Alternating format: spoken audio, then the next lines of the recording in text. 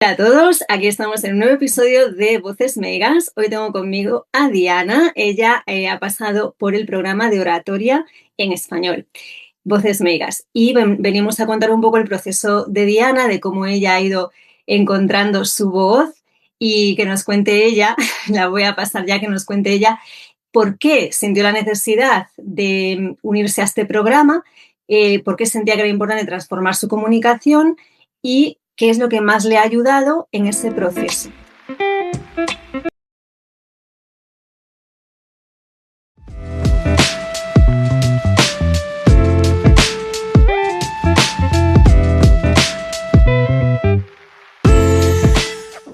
Vale, bueno, yo soy Diana y nada, ahora estoy estudiando un ciclo superior de marketing y publicidad y como lo que estudio está muy relacionado con la comunicación, con compartir tus conocimientos, en clase tenía muchas presentaciones y también trabajos en los que tenía que salir y explicar las cosas delante de todos mis compañeros.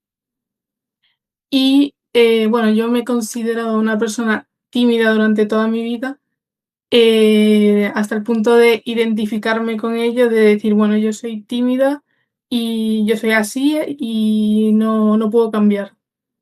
Y claro, veía que todo eso me estaba afectando y nada, cuando presentaba me sentía muy mal, estaba muy nerviosa, la voz me temblaba mucho.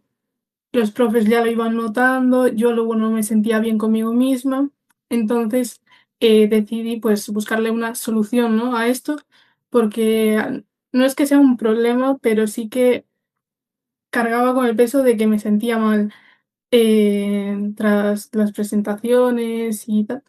Entonces, pues buscando en internet me encontré con Voces Meiga y Y nada, me gustó mucho, bueno, me llamó mucho la atención el nombre y fue lo que me hizo pinchar ahí también. Y nada, descubrí a Ana y así empezó todo esto.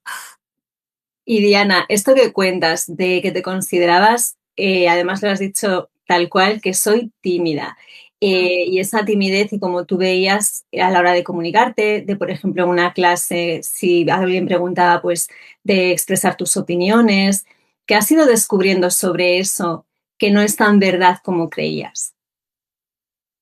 Pues bueno, me acuerdo que en la primera sesión que tuve contigo, de hecho dije, nada, es que yo soy muy tímida y tú me dijiste, no, no es que seas tímida, sino que la timidez es una máscara que, bueno, es como un, una defensa una barrera para protegerte, pide pues ser tú.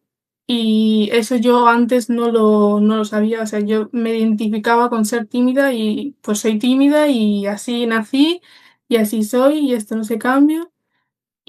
Pero a medida que bueno, me fuiste enseñando, em, pues fui descubriendo poco a poco que al final esa máscara viene de algún sitio y había que identificar pues de dónde viene. Y nada, fue un poco también reencontrarme mucho con mi yo de 3 años, de 4 años, muy pequeña, y ver venía todo eso. Y por ejemplo, en el tema de cuando hablas en público o tú que eres creadora de UGC, Diana hace vídeos, hace reels, tiene una cuenta de Instagram donde comparte, donde habla en cámara. ¿Tú cómo ves, por ejemplo, al hacer este proceso, la forma en que estás comunicando, hablando en cámara, el tema de la voz, de cómo juegas con ella, de expresar emociones con ella? ¿Qué te llamó la atención que descubriste ahí?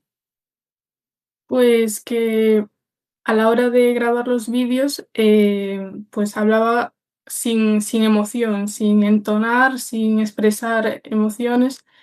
Y fue algo que me chocó bastante porque decía, ostras, es verdad que no noto ese juego en la voz que hace que el vídeo sea más entretenido, que enganche más y todo eso.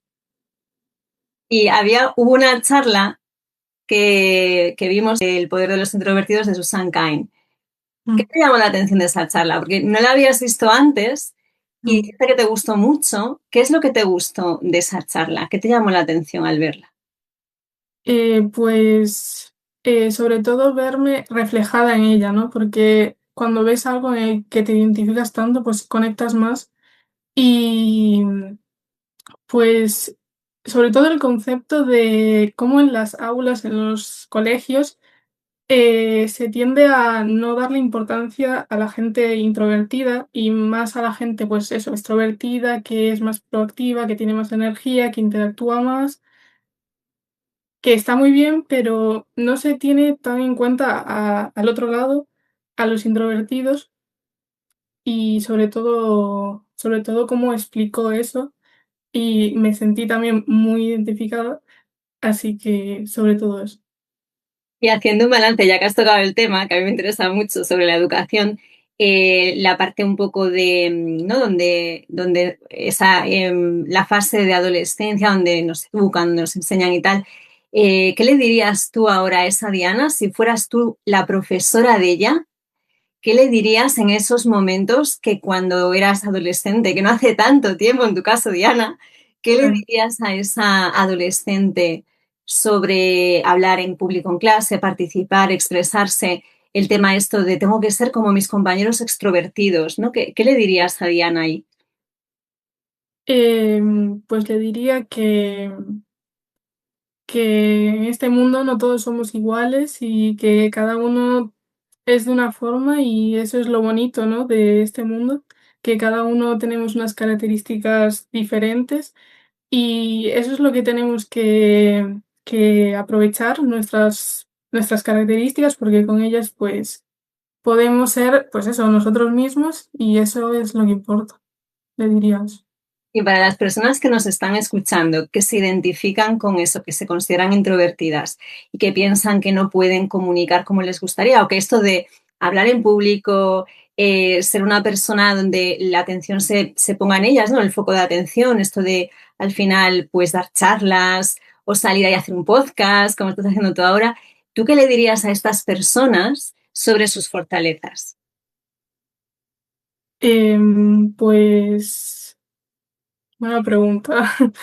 Em, pues que las pongan en práctica, que si, por ejemplo, los introvertidos se nos da muy bien escuchar y reflexionar, así que pues eso, que aprovechen esa reflexión para argumentar las cosas y ser más detallistas, ¿no?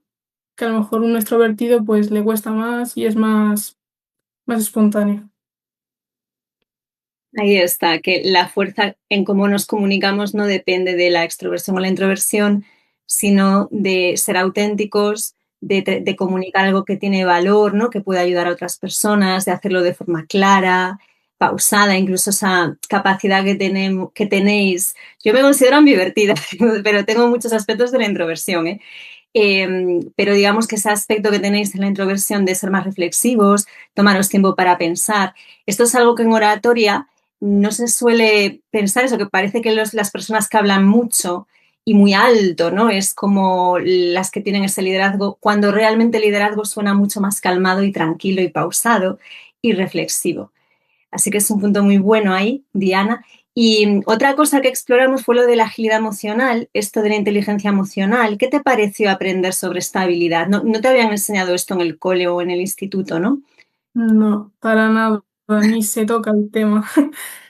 Y es muy importante porque al final, bueno, una persona puede ser muy inteligente en el colegio de, bueno, yo saco dieces, yo soy estupendo en esta materia, pero es que al final, para la vida, sobre todo, es muy importante esa inteligencia emocional que hemos aprendido durante el programa, donde pues cuando te enfrentas a las situaciones del día a día, tienes que pues, saber gestionarlas y eso está muy alineado con la inteligencia emocional y debería de estar en los centros educativos, desde mi opinión. Y ya llegando un poco hacia el final, ¿qué tres cosas son las que tú ves ahora que estás empezando a aplicar, que en el curso, en los estudios de marketing, a la hora de crear vídeos, ¿Qué cosas, las tres, que ves que más te han ayudado de todas para mejorar a la hora de comunicarte? Pues, bueno, la inteligencia emocional, sobre todo para, bueno, estoy sintiendo esta emoción y saber gestionarla, ¿no? No dejarme llevar por ella. Y también ser auténtica, centrarme en lo que yo soy, lo que puedo aportar y no dejarme llevar por el y si hiciera, si fuera así y si tal, centrarme en mí, en lo que puedo aportar y adelante. Ese miedo al juicio, ¿no? El miedo que tenemos a veces al que piensan los demás, Mm. que nos hace procrastinar, nos hace no subir esos vídeos que queremos subir o dejar de hacer algo creativo que nos apetece hacer. Hablando de creatividad, es otra de las cosas que vimos en el curso. ¿Qué te pareció todo esto de la parte creativa o de explorar esa parte creativa? Muy interesante porque de hecho vimos que se asocia mucho el ser creativo como si fuera un talento, como si la creatividad con algo que nace con la persona, que tiene que ser, no, yo es que no soy creativo porque... Y más bien es algo que se puede trabajar, ¿no? Que es una habilidad más que se va trabajando.